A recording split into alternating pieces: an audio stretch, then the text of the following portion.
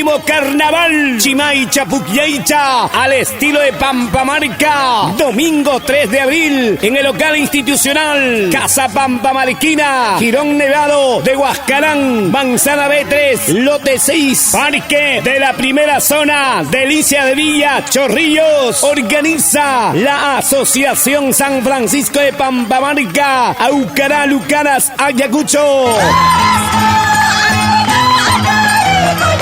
Desde la 1 de la tarde, participación de sus 3 barrios: Barrio Jarmenja, Barrio Chuntaymarca, Barrio Pampa.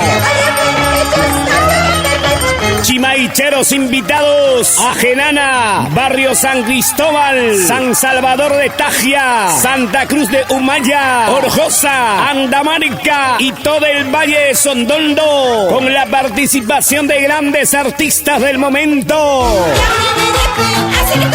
Juanita Pumaille, Reina Isabel del Perú, a saborear la rica mixtura al estilo de Pampamarca. Domingo 3 de abril, a bailar, a gozar, Chimay Chapucllaicha, hasta Huatancama, en el local Casa Pampamarquina, Delicia, Sevilla, Chorrillos, auspicia, promotora Valle de Sondondo, de Germán Coello, Polanco, Restaurant Cevichería, Alison, de Antonio Astete, contratistas en general de Hernán Gallegos Jama.